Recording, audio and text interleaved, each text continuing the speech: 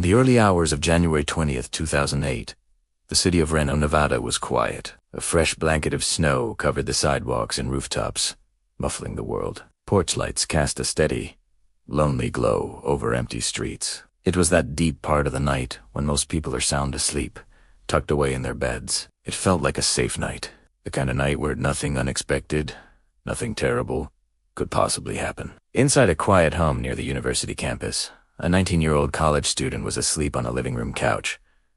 The doors were locked. Her friends were sleeping just upstairs. Every detail of the scene suggested she was safe, secure in a friend's home. But by the time the sun rose, casting its first pale light over the snowy city, she was gone. Before her name became a headline, before her face was on posters and news reports, Brianna Michelle Dennison was just a 19-year-old girl with a future full of promise. She was born on March 29, 1988, and grew up in Nevada, surrounded by a close and loving family. Friends described her as thoughtful and kind, the type of person who listened more than she spoke.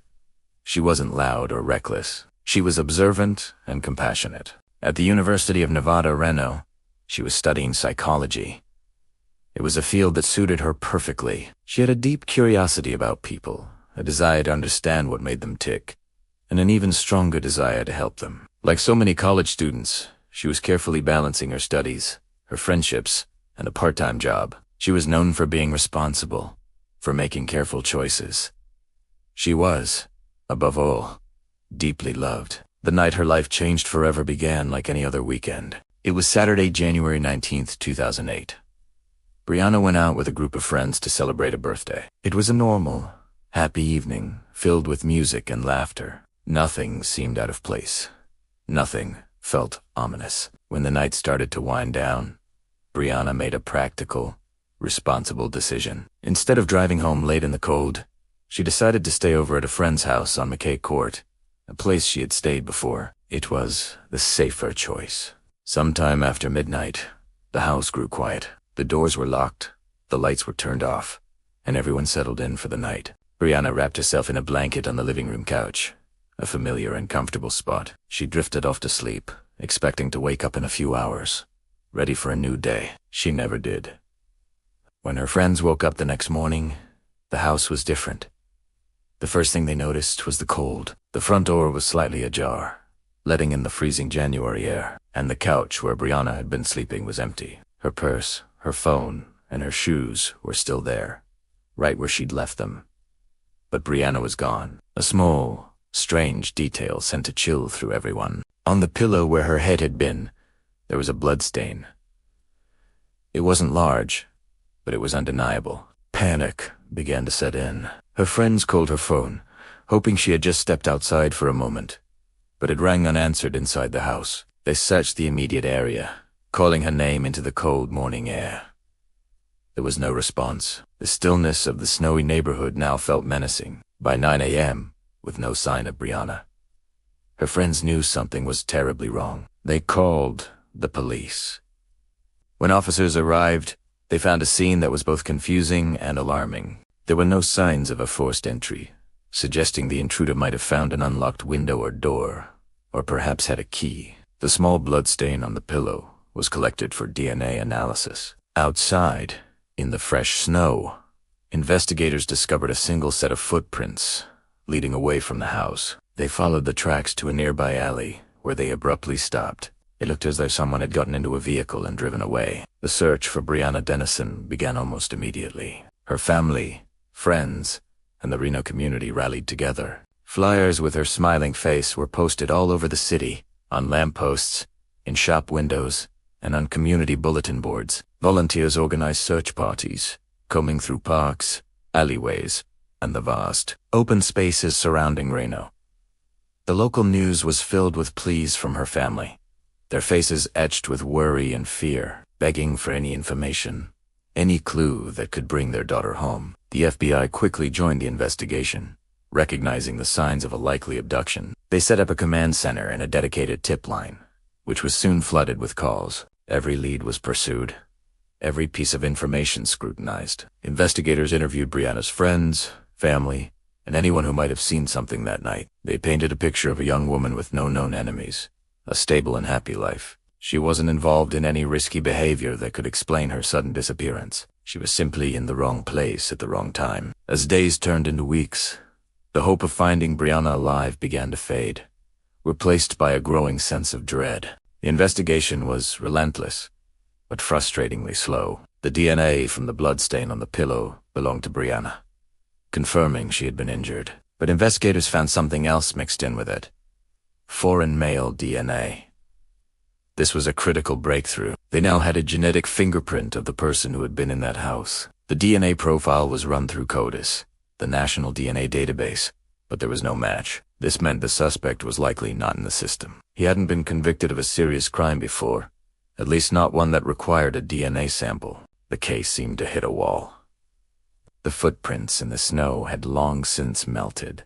The initial flood of tips slowed to a trickle, and the media attention began to move on to other stories. But for Brianna's family and the investigators on the case, the search never stopped. Then, about 3 weeks after Brianna vanished, a discovery was made that changed the course of the investigation. On February 15th, a railway worker found a discarded pair of underwear near some train tracks in South Reno. He reported it to the police, and forensic testing revealed a horrifying link.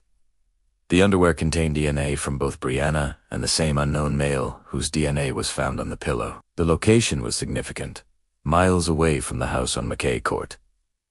It suggested a timeline, a path the abductor might have taken. The discovery intensified the search, but it was a grim development. 4 days later, on February 20th, 2008, exactly 1 month after she disappeared, the search came to its tragic end. A man walking his dog in a field off of a dirt road in South Reno found a body partially buried under a pile of brush and discarded debris.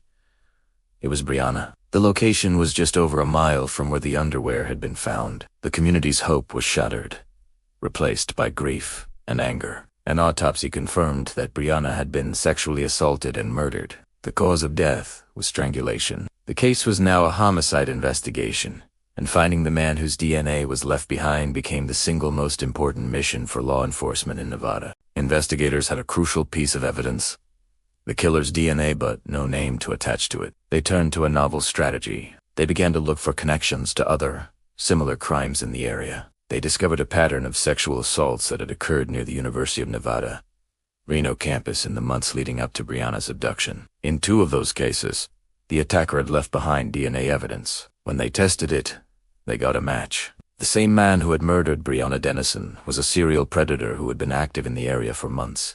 This connection gave investigators a clearer picture of their suspect.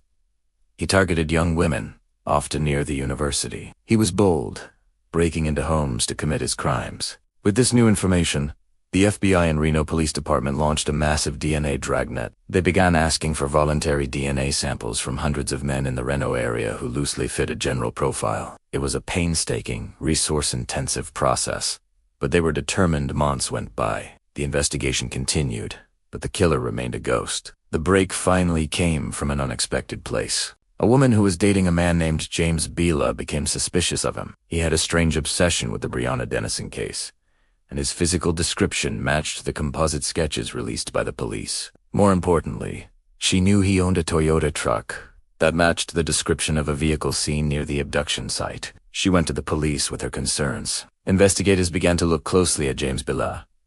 He was a 27-year-old construction worker, a former Marine, and a father. He had no serious criminal record that would have put his DNA in the national database. He seemed like an ordinary guy. But a tip was compelling enough for them to follow up. They began covert surveillance on Biela. They followed him to a local children's center where he was taking his son to a class. After he left, an investigator went inside and retrieved a water bottle Biela had thrown in the trash.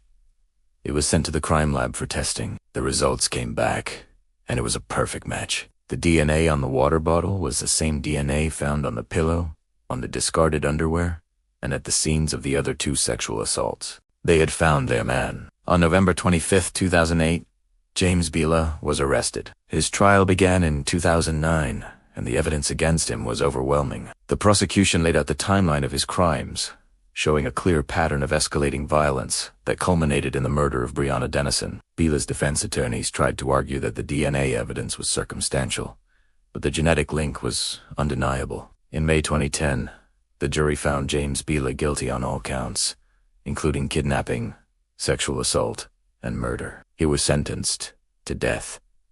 Breonna Dennison's case is a heartbreaking story about a life cut short by a senseless act of violence. But it's also a story about the power of community, the persistence of law enforcement, and the revolutionary impact of forensic science. In the wake of her death, Breonna's family championed Breonna's Law in Nevada. The law requires that anyone arrested for a felony must provide a DNA sample. It was passed in 2013, expanding the state's DNA database and making it a more powerful tool for solving crimes and preventing future tragedies. Breonna was a psychology student who wanted to help people.